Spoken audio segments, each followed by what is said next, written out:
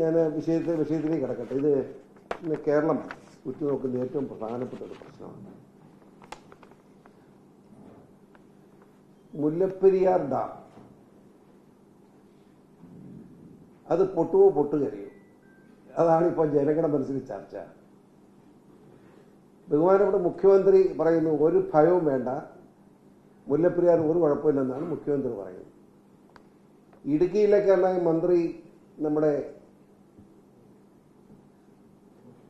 Roshy Augustine, അദ്ദേഹം MLA ആയിരുന്നപ്പോൾ സ്വല്പം സത്യവും നീതിയും ധർമ്മമൊക്കെ ഉണ്ടായിരുന്നു. ഇപ്പം മന്ത്രി ആയതിനു ശേഷം അങ്ങേർക്കും സത്യമൊന്നും അറിയില്ല. മുല്ലപ്പെരിയാർ ഒരു കുഴപ്പമില്ലെന്നാണ് ഇന്നലെ പറഞ്ഞിരിക്കുക. ഞാൻ ഇന്നലെ പറയുന്നത് കേട്ടു. മുല്ലപ്പെരിയാർ എന്ന് പറഞ്ഞാൽ 1886 എഗ്രിമെന്റ് വെച്ച് 1895 പണി പൂർത്തീകരിച്ച് 96 എഗ്രിമെന്റ് വെച്ച് പാട്ടക്കരാറുണ്ടാക്കി തുടങ്ങിയ ഡാമാണ്. അപ്പം 130 വർഷമായി ഈ ഡാം ഇവിടെ പണി വെച്ചിട്ട്. നിങ്ങൾ മനസ്സിലാക്കേണ്ട ഒരു പ്രധാനപ്പെട്ട കാര്യം, 50 വർഷത്തിൽ കൂടുതൽ ഒരു ഡാമിനും ആയുസില്ലെന്ന് ശാസ്ത്രലോകം മുഴുവൻ ഉറക്കെ പ്രഖ്യാപിക്കുക. അങ്ങനെ ശാസ്ത്രലോകം മുഴുവൻ പറയുന്ന കാര്യമാണ് നമ്മുടെ ബഹുമാനപ്പെട്ട മുഖ്യമന്ത്രിയും ഇറിഗേഷൻ മന്ത്രിയും പറയുന്നത് ഒരു കുഴപ്പമില്ല. നീ എന്താ മറുപടി പറയുന്നത്? ഒരു സംശയം വേണ്ട, എത്രയും വേഗം ഡാം പൊളിച്ചു മാറ്റണം. 35 ലക്ഷത്തോളം ജനങ്ങളുടെ ജീവനും സ്വത്തിനും സംരക്ഷണം ഉണ്ടാക്കണം.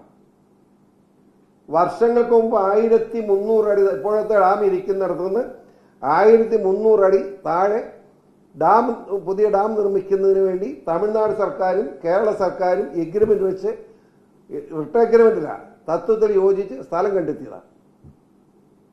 ആ സ്ഥലം അവിടെ ഇപ്പോഴും കിടപ്പില്ലേ? അതൊന്നും ഒഴുകിപ്പോയില്ലല്ലോ. എന്തുകൊണ്ട് അവിടെ പുതിയ ഡാം പണിയുന്നില്ല? തമിഴ്നാടിന് വെള്ളം കൊടുക്കുന്ന അഭിപ്രായം നമുക്കില്ല. തമിഴ്നാടിന് വെള്ളവും കേരളത്തിലെ ജനങ്ങൾക്ക് സംരക്ഷണവും, ഇതായിരിക്കണം മുദ്രാവാക്യം.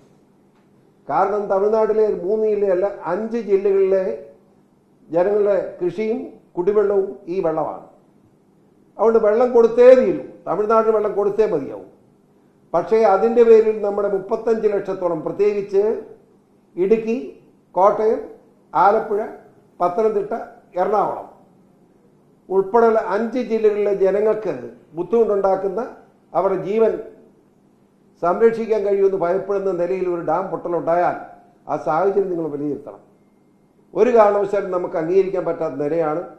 ഉടൻ ഒരു താമസം വേണ്ട, ഡാം സംബന്ധിച്ചൊരു തീരുമാനം എടുക്കണം. കോടതിയിൽ പോയിരിക്കുന്ന കോടതിയുടെ കാര്യം മിണ്ടിയ ഉടനെ കേരള മുഖ്യമന്ത്രി കോടതി നടന്നു. എന്തിന് കോടതി? സുപ്രീം കോടതി എന്തിന്? ബഹുമാനപ്പെട്ട കോടതിയെ സമീപിച്ചാൽ കോടതിയിൽ ഇടപെടലുണ്ടാവും. നമ്മുടെ കേരള സർക്കാരാണ് കോടതിയിലേക്ക് പോയത്, അതുകൊണ്ടാണ് കോടതി ഇടപെടൽ വന്നത്.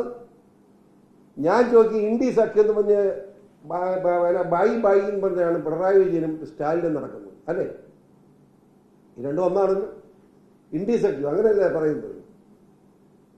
നേരെ രണ്ടും കൂടെ ഒരു മണിക്കൂർ കുത്തിയിരുന്ന് സംസാരിച്ചാൽ തീരാനുള്ള പ്രശ്നമല്ലേ ഉള്ളൂ.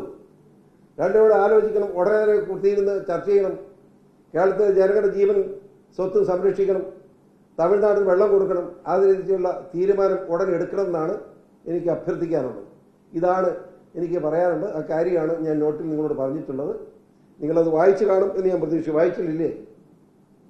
ഇല്ലെങ്കിലും മനസ്സിരുത്തി വായിക്കണം. ഞാൻ ഒരു കാര്യം പറയാം.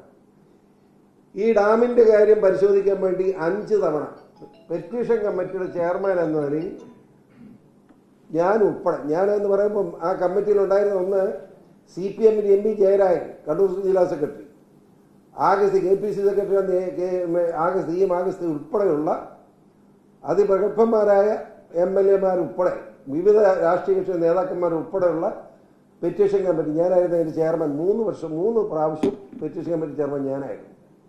ആ കമ്മിറ്റി അടിസ്ഥാനത്തിൽ 5 പ്രാവശ്യം ഈ മുല്ലപ്പെരിയാർ സന്ദർശിച്ചിട്ടുണ്ട്. അവിടെ തമിഴ്നാടുകാരൻ മറ്റൊന്ന് പോലെ ചെയ്യാവുന്ന പോലെ നമ്മുടെ ഉപദ്രവിക്കാനുള്ള പണികളെല്ലാം ചെയ്ത് കിട്ടുന്നുണ്ടായിരുന്നു. പക്ഷേ നമുക്ക് അത് അംഗീകരിച്ചു കൊടുക്കാൻ കഴിയില്ല. അതുകൊണ്ട് തീർച്ചയായും ക്ഷമിക്കണം, ഇത് ഓഫ് ചെയ്യാനും പറ്റിയില്ല, ക്ഷമിക്കുക.